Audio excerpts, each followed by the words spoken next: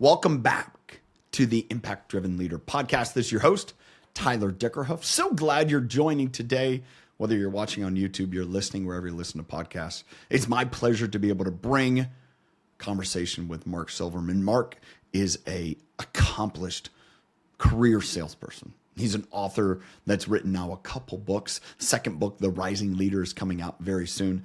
He and I have a great conversation about this same mentality of leadership and evolving leadership, where this world of leadership is going.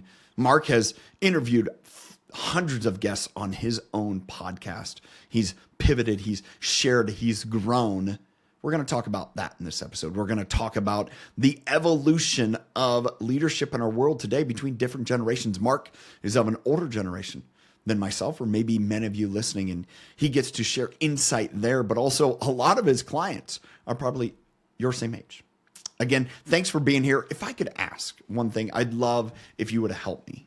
If you could review, rate this show, you could make sure that you share this with other people so they can get value from it. Mark's work deserves it, and my hope is to continue to add value to people. I'm going to come back at the end. We'll wrap up. I'll share some new, exciting, upcoming features that I have coming your way. Thanks for being here. We'll catch you at the end. Mark, thanks for joining me. Man, I'm excited for this conversation. As we were talking in the lead up to this and getting to know each other a little bit more, we are very much kindred spirits. You're a few years senior than me. You have a lot better hair than I do, a full, amazing head. But I'm excited because I want to learn about you, but also, listening to your most recent work. In listening to your most recent work, and I just listened to your latest podcast that was just released today as we're recording, and it was with Jeff Spencer, and there's this idea of slowing down to get more. And one thing that I took, I actually shared this with a coaching client that I had right before this. I said, we cannot be at peak performance when we're trying to fill our plate to the max. It's just not possible. So that's where I want to kind of start. You that's obviously on your task list right now, stuff you're working through, along with your book, The Rising Leader. But I'd love to just kind of kick off there because I know it's front and center for you. You mean the pause, the slowing down to the speed of life. Yeah. It comes up everywhere. The first time I ever heard it was not when I was a sales guy. My sales manager never said to me, "Slow down to speed up, Mark." He's like, "More calls, please." We used to joke with the HOV lanes that the sales guys, when we didn't have an engineer with us in the tech industry, we had to get more appointments. We had to have a freeway dummy. We had to have someone, a fake person sitting in our seat so we can use the HOV lane so we could get more meetings in. And what happens there, and in this hustle and grind, in this, if you're not up until 2 o'clock in the morning and then up again at 5 in the morning, someone's going to eat your lunch world. Yeah. You're working really hard, but are you working on the right things? Right? Yeah. You're working really hard. Are you seeing opportunities that are just walking right by you? To make it really practical. So when I talk to like Dr. Jeff Spencer, who coaches like Tiger Woods and Richard Branson and all these people, and he's like, "You're moving too fast. Hustle and grind is bullshit." Right? Like when you talk to someone like him or any of these esteemed leaders, they're all like, "Let's take a breath. Let's get grounded and centered, and let's really choose." Steve Chandler has a saying, busyness equals laziness. It's I say in Only Tens, you're busy because you're too lazy to choose what you want to do. Okay. Right. So it's so much easier. I remember being at work late with people, and we'd just be shooting the shit, and the wives would call, and we'd be like. And then everybody'd be like, "Oh my God, we're so busy and so, it's so hard." And the truth is we were wasting time. We weren't doing the things that were important in our life. We weren't living our values, which were our families, and we weren't doing the best things at work. So for me, what I learned in Only Tens, which was my book, Confront Your To-Do List, Transform Your Life, was I was failing to keep my word in a million areas because I have severe ADHD. When I became a coach, I no longer had an asshole sales manager. I had me, right? And I didn't get myself to do anything that I didn't want to do. So what I decided to do was I was only going to do what I wanted to do, and I wasn't going to do what I didn't want to do. And so sometimes it was one or two or three things during a day. Now, if it was something with a deadline, like your taxes, otherwise there's a penalty, I wanted to do that. That's something that had to be done so I could avoid the penalty. What I found when I had one, two, or three things to do a day, all of a sudden, intuition showed up. All of a sudden, ideas showed up. There was room to breathe. All of a sudden, I did better work on the things that I was doing. I remembered to follow up on opportunities that I had. And the funny thing was once I got through those one, two, or three things that I called tens, I actually did a whole lot more than when I had 35 things on my list. It was when I had the room to breathe. That it just changed everything. I remember I made, I was sitting in my office. I had an idea to call someone that just out of the blue, and it turned into a $30,000 client. Right? It's that slowing down so something else can come up. Jeff Spencer calls it playing at full potential. And he says, and he coaches Olympic cyclists and Tour de France cyclists. So he coaches people at peak. He says, but if you don't leave room for the divine, for the inspiration, for the intangible in your arsenal, you're not at full potential. So that's my whole litany on slowing down. Yeah. Well, I think it is so essential in leadership today because we're, in this crux between a changeover in generation, but we're also, there's these popular figures in our world that are saying, you got to do more, you got to do more, you got to do more. And yet there's sages like yourself or those of us that, have gone a little bit farther and realized, no, you're just going to burn the candle at both ends. You're going to destroy relationships, or you're going to create so much carnage that your leadership capacity is actually reduced. And so what do you accomplish? You're not accomplishing nearly as much as if you slow down in order to go with others. And it really does take that mental shift of slowing down. But when I read through the executive summary of the Rising Leader, and I look at the different capacities that you list there, empathy and connection and trust and all of these factors that there are more people, I talk about them, you talk about them, so many other people talk about them. Those qualities can only occur when we slow down to give people time and give ourselves space to make time for that opportunity with others. So share with me kind of the painful journey for you to get there and realizing, oh, this is the better way. Sure. I just want to, before I want to just get the point that you just made. Yeah. When people talk about empathy in leadership, relationship in leadership, and all those, what they will call soft skills, there was a time where they're nice to haves. In the perfect world, it's great to have those things. But if you notice the job market today, most companies are starving for good talent. It's a employees market. And we were just having in a business club I'm in, we were just having a discussion about remote work versus hybrid versus in the office, and how a lot of the leadership want people in the office for very good reasons. It's not even just productivity; it's ideas, it's camaraderie, it's culture, it's all kinds of stuff. But people don't want to come into the office. So you now have to entice people into the office with something different. You have to, people can drop their $200,000 a year job and get a $225,000 a year job, that remote that they can work from Costa Rica at the drop of a hat these days. So those skills of really connecting with people, especially when they're remote, is essential for job retention. So it's no longer nice to have. I think they're now the cutting edge of employee retention. Even in the most cutthroat business. And I coach in finance and high tech, and where you're running balls to the wall, but still people want to be treated like humans. And you can only do that when you're running and gunning, and slow down from time to time. Let's go. So now I'm sorry. Go ahead. Yeah. So walk through your experience, how you either working with clients or yourself got to that point and realized, oh, this is the way of the future. This is the way forward. So for me personally, it was, when I was in my late 40s, and my backstory is when I was in my 20s, I was homeless, I was a drunk, I was an alcoholic and a drug addict, and I didn't really have a career or get successful until my late 30s. And so I was behind the eight ball. I always felt behind the eight ball from everybody else. I always felt like appreciate that clarifier. Felt. Right? That people saw, I always thought people saw through me, that I was this homeless guy, that I was a waiter up until my 30s and all those things. I also felt like I had to make up time, right? I had a young family. And so I worked really hard. So I tried to outwork my low self-esteem, my low self-worth. I tried to outwork my past.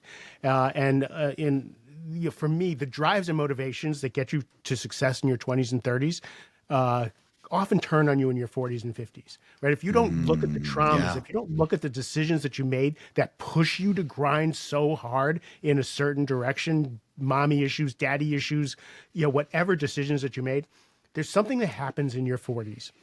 And that it starts to crack. And if you don't shift your come from, if you don't shift that center of gravity to something different, you're going to have relationship issues. You're going to have mental health issues. You're going to have health issues. Something's going to blow up, right? It's unsustainable.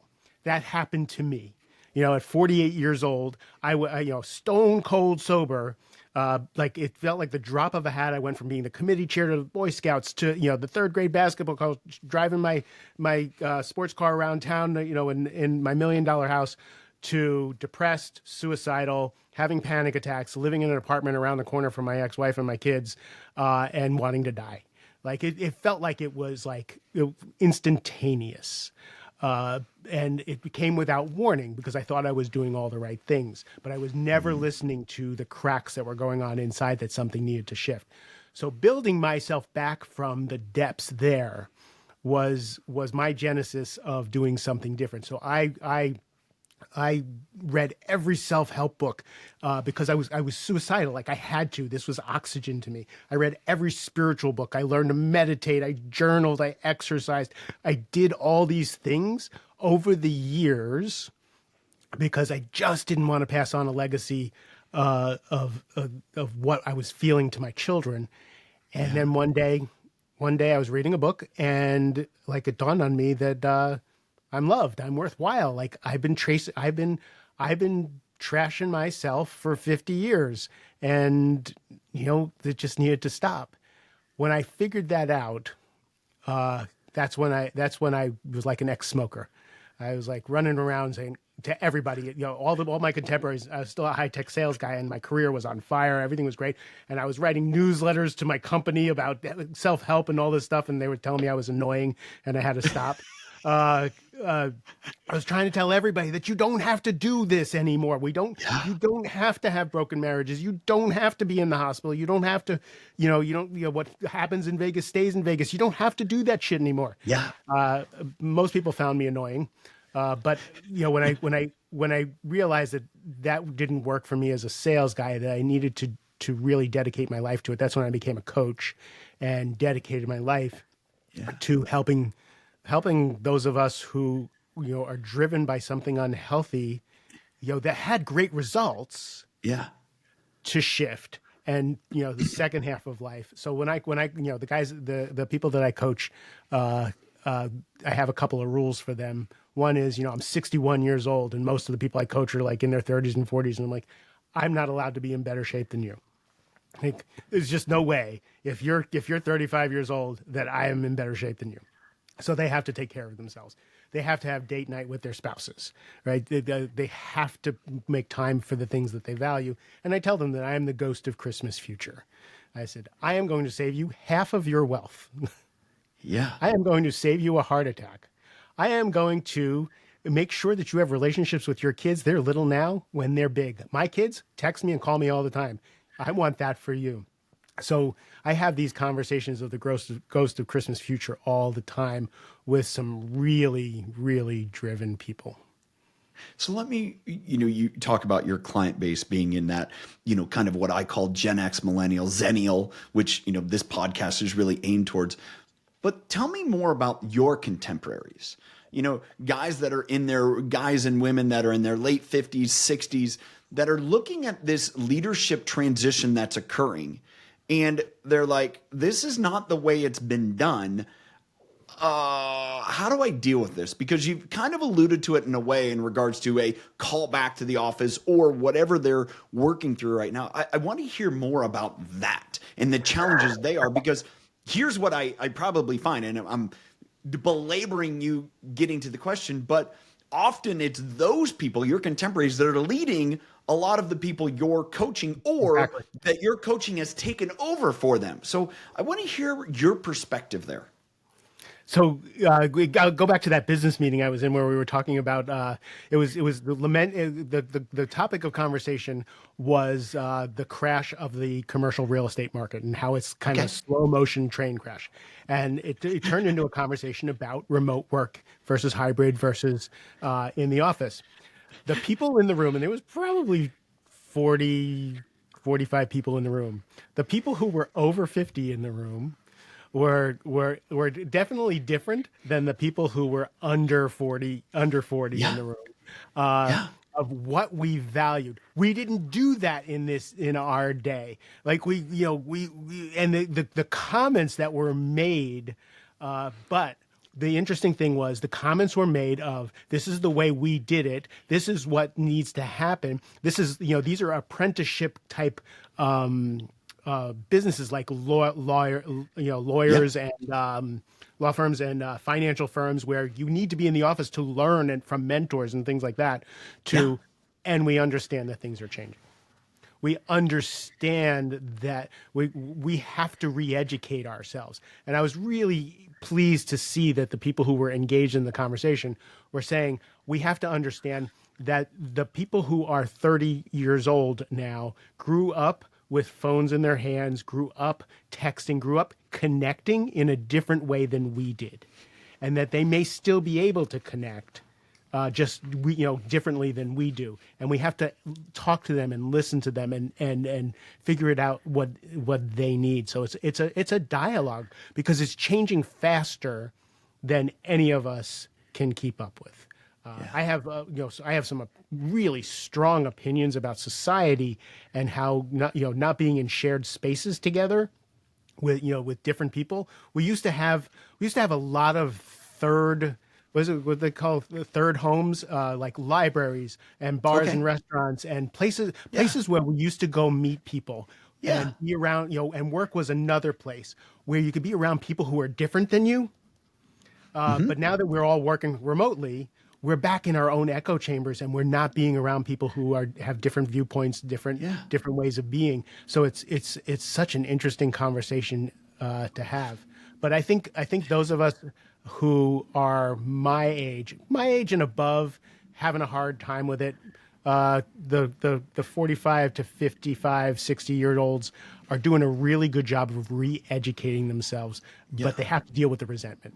It's like, it just wasn't that. Like, these people don't want to work. It's not that they don't want to work; they just want to work smart. Like my son.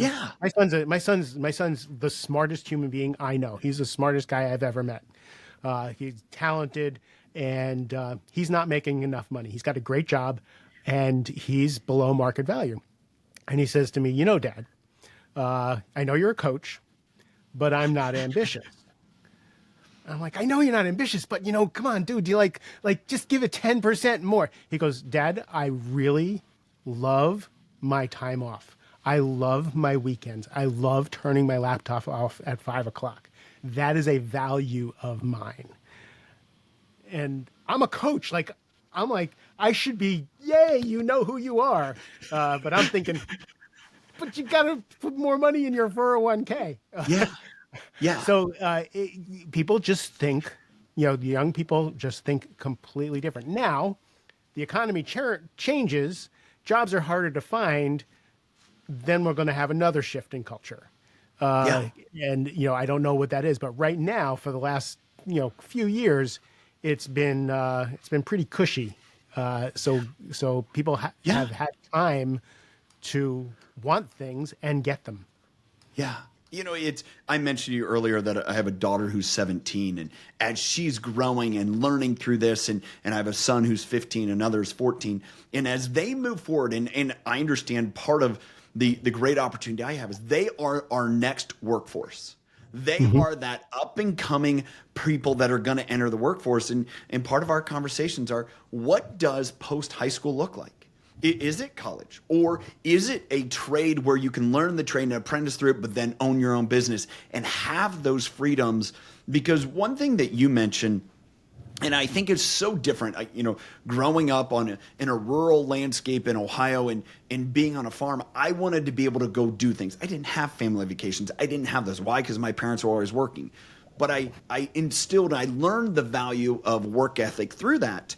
And as you share, your experiences, I discern from it this high pushing executive sales. And then what I hear from your son back is he's like, hey, I saw my dad doing that. I don't necessarily want to push it that hard because I saw the effects of it. And I think Right. that's what we're dealing with as leaders of this, I would say, mostly younger millennial generation that looked at parents, maybe yourself and a little bit older than me, that said, hey, I saw what happened to you in 07, 08. I saw the effect that made on you. I don't care that much about the sports car and the other intangibles because I knew the cost of it. And it wasn't financial cost, might have been a part of it, but it was an emotional cost. And I think that's what I hear from you is you're actively educating the current executive to say, Oh, hey, be aware of this. you just gave me an aha moment that I haven't had. Like I'm on stage all the time saying, I worked myself into a dizzy. I lost everything because I destroyed myself working. It just never occurred to me that maybe my children were listening. Oh my God, that is hilarious.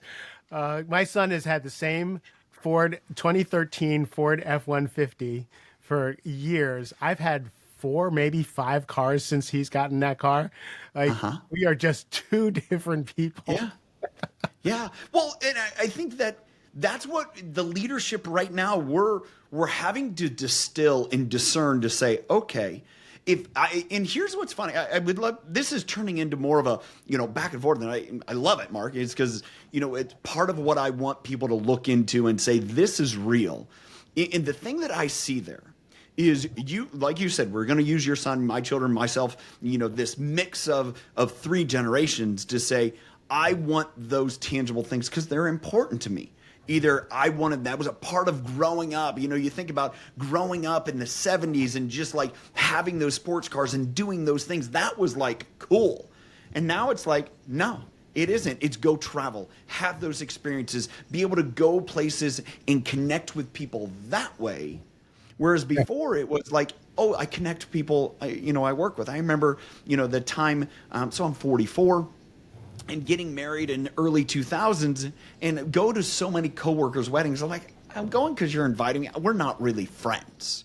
And now, you see where, people don't do that. It's like, do you invite 250 people? Well, maybe you do because you want to show you have a big wedding. But other than that, I'm not paying for people I don't like that just happen to be my coworkers. So that's who I invite. Right. That change in generation comes back to, what you're saying is like, hey, they're reacting to what they saw from us. And we need to accept that as leaders and understand we can challenge them to come back in the office, but what they see and hear is you need to do this in spite of all the things you value. Because I did this and you almost lament the things that I chased after. Right. Definitely. Definitely. It is interesting though. So there's an opportunity there also Yeah. for young people because one of the things that my son and I agreed to is that he's going to go in the office 3 days a week. He lives very close to his office because he's going to get FaceTime. he's going to be able to present to the CEO and the chief marketing officer of the company, and he's going to be so he doesn't have to work the longer hours, but he's going to show up, and that is an advantage to all the people who are working remotely. And and so that was a compromise that he made, and that's making strides in his career without taking over his weekends. Yeah, Right? yeah, So and I there's think opportunity for people. yeah, and it's here's the thing in leadership is, when you mandate or dictate, man, people don't stick around for that long. But when No. you invite people into it, when you give them options and say, hey, let's make this work, because to your point, connection is essential. In my view, when I come to leadership, connection is the number one in how you get there. You can't influence people without connection, period, point blank, done. Now, realizing, does that always have to be in an office between 8 and 4, 9 and 5? No. There's a lot of different ways to connect and influence people. And I think the great challenge as we move forward in leadership, and I talked to someone earlier about this, is it's really, really lazy to use your office setting as a connection tool. Be willing to go to someone and say, hey, I heard you're coaching middle school baseball. Man, how are they doing? What's going on? What are you learning there? Using that as a connection that has nothing to do with the office, just a text or a phone call, goes farther in relationship and leadership than it is, hey, tell me about that new client that you got down in Charlotte. That does not build connection. That's just, what are you doing for me today? I was interviewing one of my former bosses, Tom Mendoza. They ran a company called Network Appliance. Now it's NetApp. It was the fastest growing company in Silicon Valley history when I was there. And there were 4 leaders in the company. James Lau, Dave Hitz were the founders. The CEO was Dan Warmanhoven, and the president was Tom Mendoza. And they made a pact to have dinner together once a month. Now they're running the fastest growing company in Silicon Valley history, and they're on the road at customer sites all the time. And he said they never missed dinner. They all got back to Silicon Valley. They had dinner, and they did not discuss business once a month. He said for 25 years, the friendship that they built, the trust that they built through good times and bad times, 25 years later is still there because they got to know each other as people and got to trust each other as people. And I think that's what you're talking about is where, it's so important. We use the words, we're a family, but are you acting in that fashion and learning about people? I had a CEO who when I first started working with him, great, brilliant mind, but didn't quite understand how important it was, how much time it takes to actually lead people. I think that's the biggest surprise new leaders find out is how much people face-to-face time it takes to actually lead people. Yeah. So his job was to take one person out to lunch or coffee each day until we met again for 2 weeks. And he did that. Oh, and not talk about work. And he kind of grumbled about it. And then he comes back 2 weeks later and he says, "Oh my God, Mark! Oh my God, this person does this and this person." And he doesn't even tell me that he did the homework and all this stuff. He starts telling me and being excited about who the people are in his organization. And then after he was done with that, I was able to point out, do you see the difference in the quality? Do you see the difference in when you have an ask, when you give feedback, when you guys are going into a customer site, you see and he says, you don't even have to teach me any of that. I totally get it. So now on his calendar is touch points with everybody in his organization. People don't care how much you know until they know how much you care. We've heard it, but it's played out in simple like that. As you were talking about that, having lunch with people, I had an opportunity, my kids' high school, I met with their student body, did a leadership training. And one thing the seniors brought up, now these are students that are going to graduate in the spring. They entered high school in the middle of COVID, right? So their first initial high school experience was, remote. It wasn't in the classroom. It was just, it started midway through the year. And this is what the senior class emphasized was most important to them as a collective this year. connecting with the other students in high school, specifically making connections with the freshman class. And one of the reasons why is they didn't experience that. Right. And why I bring it up is what you bring up that was lost during COVID, and we have to be very intentional. But I also believe as leaders, that's what the next generation of workers are looking most for. They don't want to know technical skills. They don't want to know those things that maybe you can teach them. They want to know, do you want a relationship with me?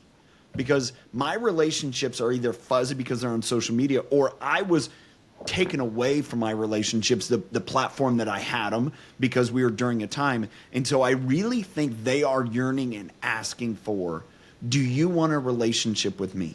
And if leaders can focus on that, and you go through that really in the Rising Leader, you have a great segment, as far as leadership and leading other and doing those things. If you follow that, man, people will blow you away by their performance and their dedication because they know you care. I'm convinced of it. I would agree. It's interesting when I think about the Rising Leader and calling it a leadership program, calling it a leadership book makes me cringe a little bit, just because of some of the connotations. But what I realized, I separated it into 4 different sections: leading up, becoming a trusted advisor; leading across on a strong group of peers; leading your team; and then leading yourself. And what I realized, the thread through the entire thing, and it's my superpower, so of course that's going to be my point of view when I come to leadership, is it's all relationship. In order to become a trusted advisor, right, you have to gain the trust of someone who everybody is coming at all the time. You have to be able to speak truth to them. You have to be able to speak in a language that they understand. You have to show them that you care. To lead on a group of peers, I tell people, yes, you should read The Art of War about your enemies and your competitors.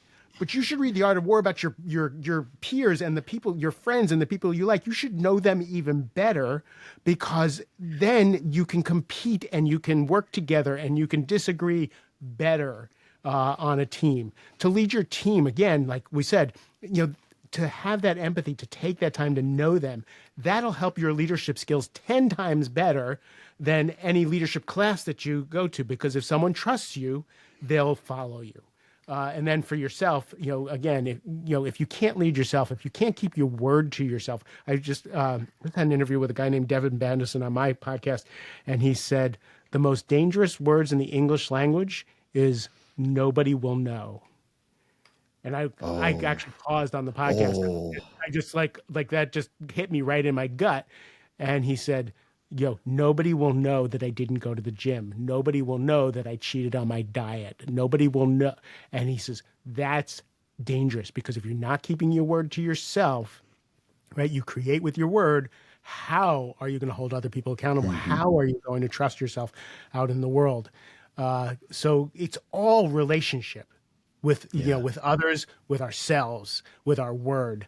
And I believe the shortcut to leadership is speaking the truth, right? Whether that's feedback, whether that's praise, whether that's asking for things, whether it's uncomfortable conversations. I think is David Dodson, the manager handbook guy, talked about radical candor. Like everybody should read Tim Scott's Radical Candor. Just tell the freaking truth.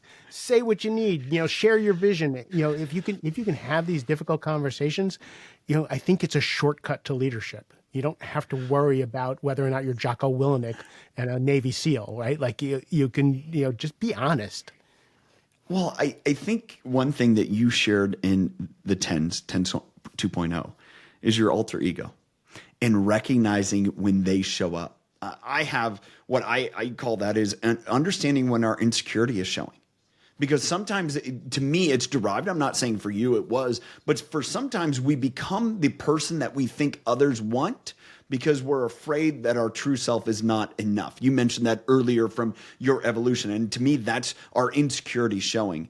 I think to encapsulate all of that, we can't have true, authentic, radical conversations with others if we're not showing up as our genuine, authentic self. Because people are always like, what's he trying to, like, why is he doing this? What is it? But when we start to embrace and show up as ourselves, then we have those authentic relationships, and we have, real leadership comes out in a real form, and not like, dude, what's Mark trying to gain? Like, when people in the back office are like, hey, I heard Mark at the meeting and he was talking about, ask me about my kid's baseball team. Like, what's he trying to do? Like, what's he, trying to gain? Is he trying to make me feel guilty? Whatever else.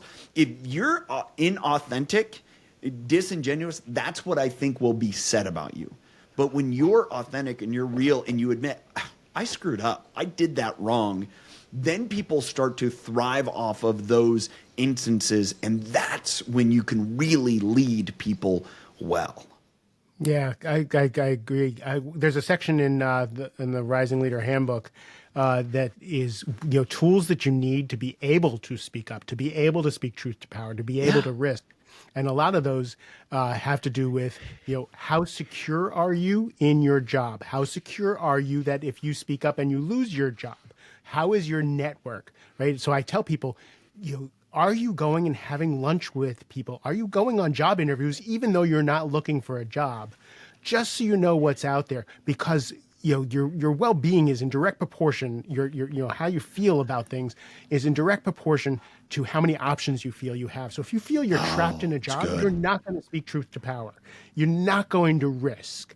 But if you know what, I'll be fine. I have enough goodwill. I have enough political capital. I've done enough good. I put enough trust in the penny jar to speak truth to power. You're going to be able to speak up and be more free and be much more useful to people. But if you haven't done those things and you feel trapped, you're screwed, because then you're going to constantly be looking over your shoulder. So I want to share, you shared an aha. That was an aha to me. But not only am I going out interviewing finding out what jobs are there, if you're an executive, are you, even if you're not looking to hire someone, are you actively interviewing people to understand what's out there? To understand who possibly might be there to join your team that you didn't even know was available. So it's just this act of, hey, we're not hiring anyone, but I want to go through and find out what's available out there, because maybe there is someone, because so often leaders, I think, feel this, organizations feel this is, oh, you know what? Mark does a great job, but, we couldn't really find anyone else better. Tyler does this or that. And it's like, if you don't know what else is out there, maybe you're putting up with some very toxic behavior because you think, oh, this is just the best I can get. This is just, I have to lead through this better, instead of realizing, you know what? No, it's not worth what I'm going through. There's someone who has a different skill set that actually would benefit our organization in a greater way right now. We need to be willing to pivot and not just like, oh, we're stuck with this guy. Yeah, I would agree. Good leaders are recruiting a year or two in advance. They're always looking for people. They're always checking for the bench, that when something does come up, they already know who they're going to call. Yeah. So to kind of wrap up here, one last thing that I want to just get your take on: the person that the rising leader is best fit for. Who do you, when you wrote that book, is it as much your clientele, or were you thinking, man, I'm writing this book to solve this problem for this person? I want to hear that. It's a unique question, but I know as part of an author, you have that in mind. So this whole thing was a calling, not an idea. I had no intention of writing a leadership book. I had no intention of rebranding everything I do in the leadership realm. I was going to leave it to guys like you who eat, drink, and sleep leadership, and just enjoy that conversation. It was. Someone pointed out to me what it is I do all day, every day. And I'm generally called in for the bull in a china closet. I'm generally called in for the super talented high achiever who has made it to the C-suite, who has brought some baggage with them, whether it's bad behavior, whether it's an inability to delegate and let go of old work, whether it's an inability to get along with peers, the people who have to move up and think more visionary. I get called in to help mature those leaders to let go of what worked, to embrace these leadership skills. And that's how the rising leader is just me talking about all the coaching conversations that I have all day, Yeah. every day with the different types of people, the people who don't speak up in the meetings, the people who speak up too much, the person who's the pain in the ass to the CEO. That's what the Rising Leader is for. It's for those people who have risen through the ranks really quickly and need a shortcut handbook to how to handle the waters they found themselves in. So it's in the 4 sections. Like they find that they're great. They're a trusted advisor. They're running their teams, but man, they're bumping into the people on their on the leadership team. Great. There's a section for that. You can see, I give you shortcuts on how to have conversations with the people to the left and right for you to fix those relationships. Love it. I knew that's why I enjoyed it so much is I've walked that path. So thank you again for sharing that. Thank you for writing it. I'm excited for more people to get the book. I got tremendous value out of just reading the summary. Can't wait to read it all. My publisher just sent me a note and said, "So we're doing 600 revisions after everything you sent back. So it's delayed a little bit more because it's never ending." Yep. That is the publishing world. That is something that, interviewing several authors like yourself, what I've come to understand. But I also know that means there's value to be had. So thank you so much for joining me today, Mark. I appreciate the conversation and so much wisdom that you shared with us. Thank you. I appreciate the direction of the conversation, not the direction I thought it would, and a really substantive conversation. Thanks, man. 2 big takeaways that I took from chatting with Mark. The first one is the most dangerous words we can ever say. No one will ever know. I've discussed that with people since the last couple of days after having this conversation with Mark. And one takeaway that I had is, that's not only dangerous from a character point of view, that's dangerous for us. It's dangerous for us because if we say, no one will ever know, how much can we grow and improve? Or if we hide in that, no one will ever know, are we willing to get better? Now, that's what I feel is the challenge is if we aren't acknowledging, hey, this is what we're struggling, this is what we're going through, how can we share with others who we truly are? My life journey has been improving in relationships, understanding that connection is essential in leadership in our world. I love how Mark shares his experiences there in growing in this idea of the rising leader. What leadership is looking like and going to look like, it's going to be different. So we can't sit here and expect it to be like it once was, nor can we have the same skills and tool sets around leadership that maybe a previous generation did. The world is different today.